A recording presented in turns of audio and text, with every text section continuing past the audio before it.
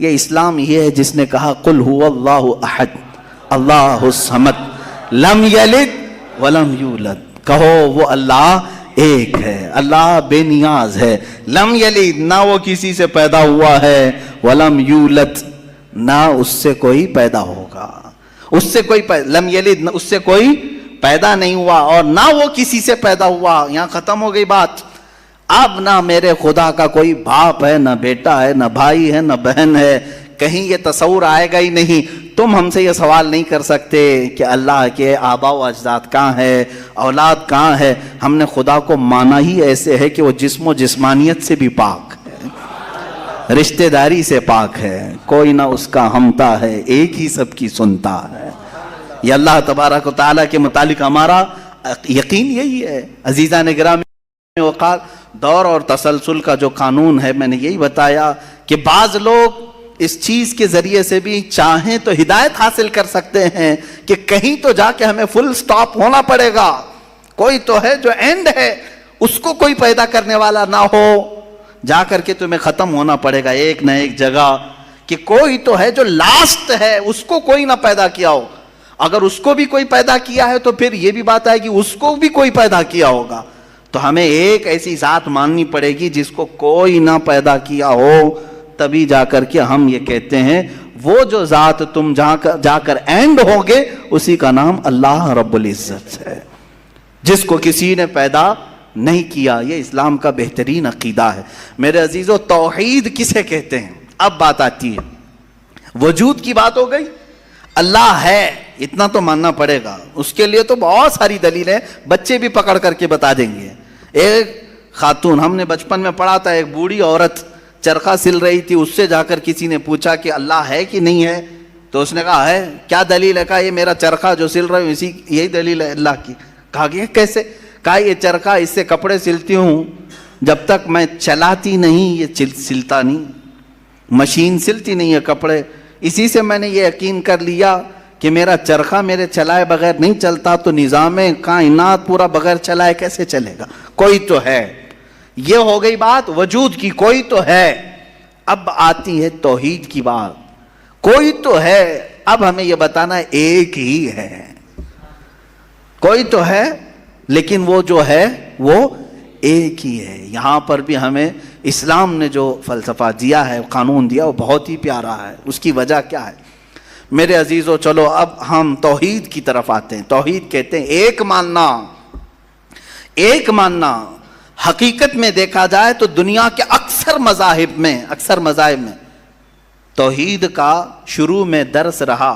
عیسائیت جو آئی ان میں بھی تھا، بعد میں یہ تثلیث کے قائل ہو گئے۔ یہودیوں میں بھی اللہ کو ہی مانتے، خدا کو ہی ماننا ہے۔ ہندوؤں میں بھی ایک کا ہونے کا تصور کتابوں میں ان کے موجود ہے۔ یہ اور بات ہے کہ انہوں نے ملا دیا، مسالے لگا دیے، الگ الگ ہو گئے۔ خالص جو اپنے دین پر باقی ہے الحمدللہ وہ اسلام ہے۔ آج بھی اللہ رب العزت ہے اور وہ ایک ہے، ایک ہے۔ اس پر کیا دلیل ہے؟ اس پر بھی دلیلیں دینی ہوں گی مسلمانوں۔ عقلی دلیلیں بھی ہیں، نقلی دلیلیں بھی ہیں۔ نقلی دلیلیں ہمارے لیے، نقلی کا مطلب ہوا کسی جگہ سے ثابت ہے، قرآن سے، حدیث سے یہ ثابت ہے تو یہ نقلی دلیل۔ عقلی جو عقل بھی جس کو تسلیم کرے، عقل جس کو ایکسیپٹ کرے، وہ کیا ہے؟ اس بوڑھی عورت کا ہی میں بتا دوں جس نے چرخہ سلا، اور چرخے کو چلانے میں اس نے کہا کہ اللہ ہے، کوئی تو ہے، کیونکہ میری مشین بغیر چلائے نہیں چلتی۔ تو اس سے صاحب نے، جس نے سوال کیا، پوچھا کہ اچھا ہے تو کیا وہ ایک ہے کہ دو ہے؟ کہا نہیں ایک ہی ہے۔ کہا وہ کیسے؟ کہا دو ہو تو دیکھو تم سامنے بیٹھو، ادھر سے چلاؤ، میں ادھر سے چلاتی ہوں، پھر کپڑے کی کیا درگت بنتی ہے؟ تم اپنی طرف کپڑا کھینچ رہے ہوں گے، میں اپنی طرف کپڑا کھینچ رہی ہوں گی۔ اس سے میں نے یہ یقین کر لیا میرے کپڑے کو سلنے کے لیے میرے چرخے پر ایک ہی کا ہونا ضروری ہے۔ دو بیٹھیں گے تو کپڑا پھر پائجامے کی بجائے کرتا ہو سکتا ہے، کرتے کی بجائے ہو سکتی ہے، کچھ بھی ہو سکتا ہے، کچھ بھی سل جاتا ہے۔ تو دو لوگ ایک مشین کو سلنے جائیں تو نظام درہم برہم ہو سکتا ہے، تو ایک پورے کائنات کا نظام اگر دو لوگ چلانے لگیں تو ایک دن ایک کہے گا نہیں میں آج بارش برساؤں گا، دوسرا کہے گا نہیں میں آج دھوپ ڈالوں گا، تیسرا کہے گا کہ نہیں میں آج چھاؤں ٹھنڈی پیدا کروں گا۔ تو یہ تو انہی کے درمیان جھگڑا ہوتا رہے گا. اسی لیے قرآن نے بھی کہا لو کان فیہما آلہۃ الا اللہ لفسدتا، اگر ان کائنات میں زمین و آسمانوں میں خدا کے علاوہ دو ہوتے تو ضرور اس میں فساد ہوتا، ضرور اس میں نظام درہم برہم ہوتا. میرے عزیزوں یہاں دیکھ رہے ہیں ہم بہت سارے نظاموں کو، کمیٹی کا مسئلہ ہے، مسجد کا مسئلہ ہے، بہت سارے چیزیں دیکھیں. صدر صاحب کچھ اور کرنا چاہتے ہیں، نائب صدر صاحب کچھ اور کرنا چاہتے ہیں، سیکریٹری کچھ اور کرنا چاہتے ہیں، حکومت میں جائیں پرائم منسٹر کو، لیکن نظام ایک ملک کا چلا رہے ہیں، ایک ملک کا چلا رہے ہیں. فساد اسی لیے ہو رہا ہے، فساد اسی لیے ہوتا ہے اور ان کو پتہ بھی نہیں رہتا. وہ بھاشن میں کچھ اور بول کے آئے، یہ پارلیمنٹ میں کچھ اور بول کے آیا. یہ سب ہماری مثالیں جو میں آپ کو پیش کر رہا ہوں دیکھ کر کے سمجھنے کے لیے. ایک سے زیادہ جب ہوتے ہیں تو عقلوں کا ملنا ضروری نہیں، ہر ایک کی عقل الگ الگ چل سکتی ہے. اب آئیے کوئی کہہ سکتا ہے نہیں بھائی اتحاد سے بھی تو کام ہو سکتا ہے، یونٹی سے بھی تو کام ہوتا ہے، کچھ جگہ ہوتا ہے نا. کوئی اگر کہے کہ خدا ایک نہیں دو ہیں اور دونوں مل کے کام کرتے ہیں، دونوں مل کے کام کرتے ہیں، تو اب میں آپ کو کہتا ہوں ایک نمبر والا خدا وہ کہتا ہے آج بارش برساؤں گا. 2 نمبر والا اگر اتحاد کرتا ہے اور کہتا ہے کہ نہیں ہاں تو جو کرے گا وہی میں کرتا ہوں، تو یہاں پر قانون یہ تفسیر میں فرمائے گا دوسرا والا تو عاجز ہو گیا، وہ مختار نہیں ہے پھر فیصلہ لینے میں. اور عاجز جو ہوتا ہے وہ خدا نہیں ہوتا، خدا وہی ہوتا ہے جو مالک و مختار ہے، جو خود فیصلے لے گا اور اس میں کسی کو شریک نہیں کرے گا. تو اگر دوسرا والا مان گیا اس کی تو وہ خود عاجز ہو گیا، اس کی اپنی نہیں چلی. دوسرے دن دوسرا چلایا اور پہلے والا راضی ہو گیا تو پہلا عاجز ہو گیا. تو خدا عاجز نہیں ہو سکتا، یہ ہمارا عقیدہ ہے. خدا وہی ہے جو قادر مطلق ہے، قادر مطلق ہر چیز پر وہ خود فیصلے لیتا ہے، خود ہی اختیار رکھتا ہے. الحمدللہ اسلام کو اتنا پاک و صاف رکھا گیا ہے. خدا کا جو عقیدہ ہے ہمارے ہاں عقیدہ توحید ہے، وہ انسان کے ذہن کو بھی پاک و صاف کرتا ہے، انسان کا ذہن بھی پاک و صاف رہتا ہے. اگر عقیدہ توحید تمہارا ہٹ گیا، میرے عزیزو توجہ چاہتا ہوں، توحید عقیدہ سمجھ گئے، اللہ کو ایک ماننے کا عقیدہ اگر ہٹ گیا تو پھر انسان اتنا ذلیل ہوتا ہے کہ پھر وہ ہر چیز کو خدا ماننے لگ جاتا ہے، چاہے وہ چوہا ہو کہ بلی ہو کہ سانپ ہو کہ مچھر ہو، کسی کے بھی سامنے جھکنے لگ جاتا ہے. توحید کا عقیدہ اگر ذہن سے ہٹ گیا، اللہ کو ایک اور بڑا ماننے کا عقیدہ ہٹ گیا، تو ہم نے ان لوگوں کو بھی دیکھا ہے جو عورتوں کی شرمگاہوں کو بھی عبادت کرتے ہیں، بہت ساری غلاظتوں کو بھی پوجتے ہیں. میرے عزیزو یہ کب آتی یہ چیز؟ جب عقیدہ توحید انسان سے ہٹ جاتا ہے تو وہ بہت ہی نیچے گر جاتا ہے. اللہ تعالیٰ نے ذہنوں کو پاک رکھنے کے لیے یہ ہمیں کتنا بہترین عقیدہ دیا ہے، اور وہ ایک ہے اور الحمدللہ مسلمان اسے آج بھی ایک ہی مانتے ہیں. کئی چیزیں ہیں، میں یہ علم الہیات پر آج بات کرنا چاہتا تھا. پہلے وجود باری تعالیٰ اور دوسرے اللہ کے ایک ہونے پر. ایک ہونے پر سب سے بڑی دلیل یہ ہے ایک سے زیادہ ہوں گے تو نظام درہم برہم ہو سکتا ہے، اور اب تک نظام درہم برہم نہیں ہوا. اس کا مطلب ہے کہ ایک ہی چلا رہا ہے، ایک ہی چلا رہا ہے. سورج کو جس طرح سے اس نے سالوں سے چلایا ہے، چاند کو جس طرح چلایا ہے، موسموں کا آنا جانا.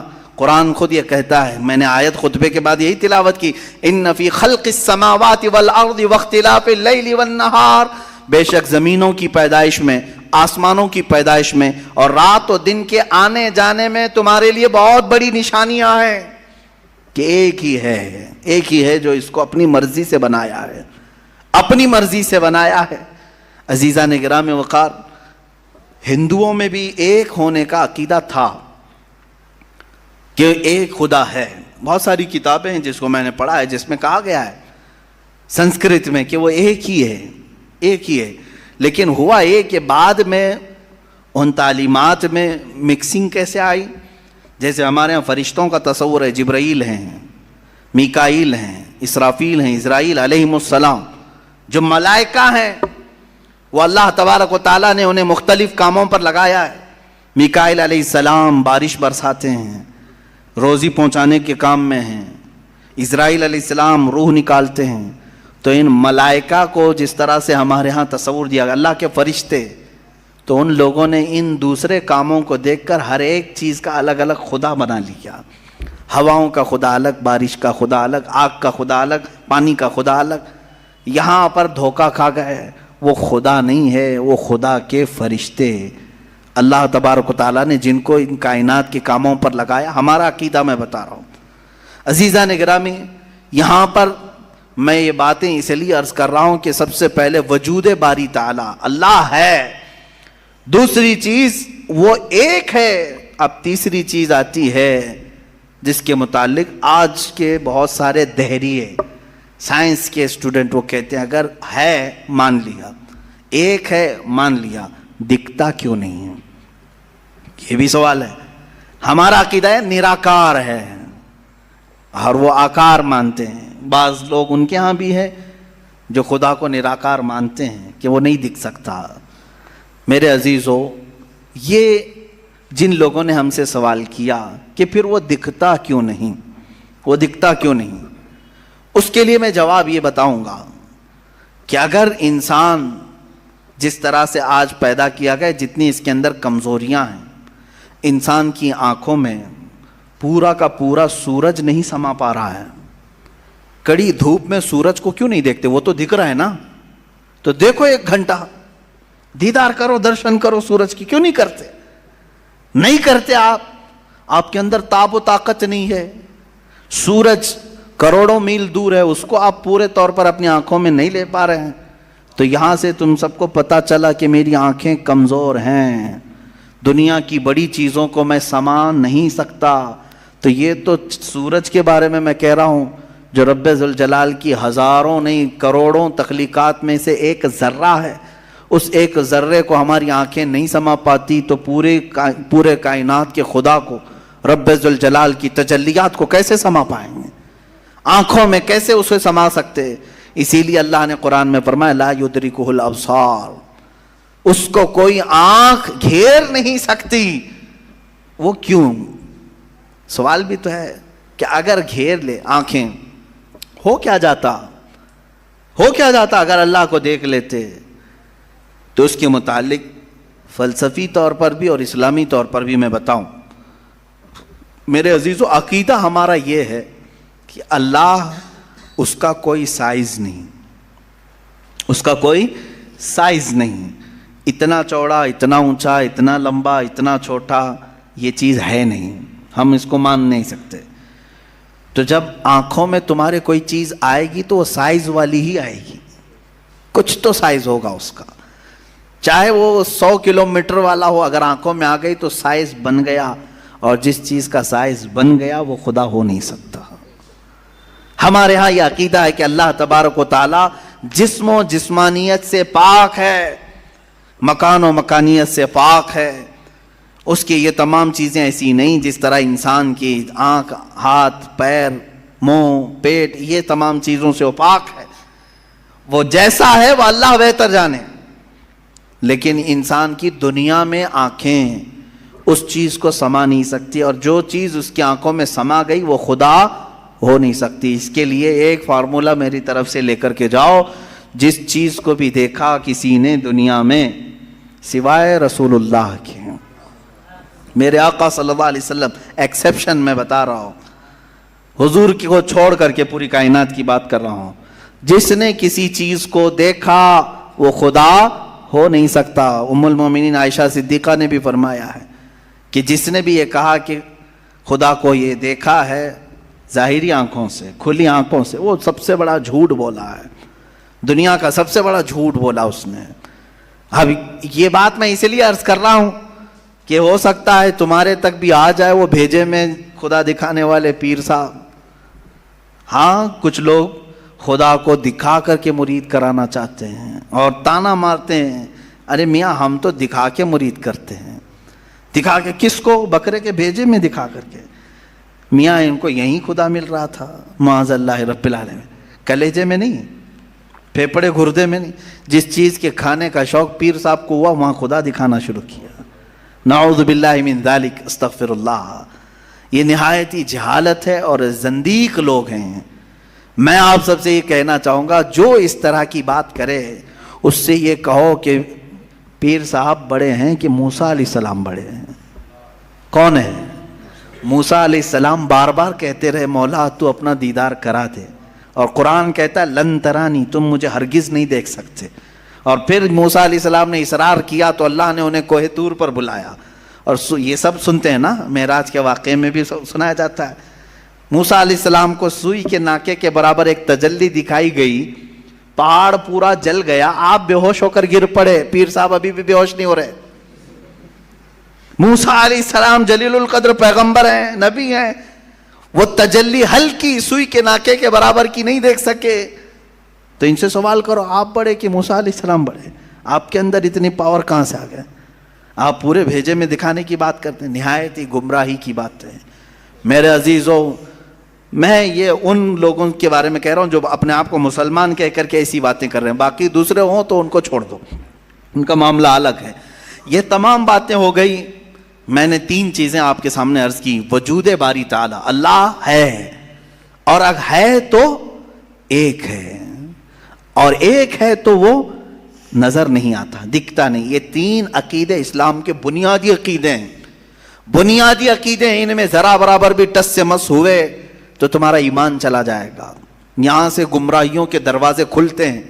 جنہوں نے خدا کے وجود کا انکار کیا وہ ملحد ہو گئے، جنہوں نے اسے ایک سے زیادہ مانا وہ مشرک ہو گئے، جنہوں نے اس کو دیکھنے والا سمجھا وہ گمراہ ہو گئے. صحیح عقیدہ یہی ہے جو سورہ اخلاص میں اللہ نے فرمایا قل هو اللہ احد. محبوب آپ فرما دیں وہ اللہ ہے، ایک ہے. اللہ الصمد، وہ بے نیاز ہے، اللہ بے نیاز ہے. لم یلد ولم یولد، اس سے کوئی پیدا نہیں ہوا اور نہ وہ کسی سے پیدا ہوا.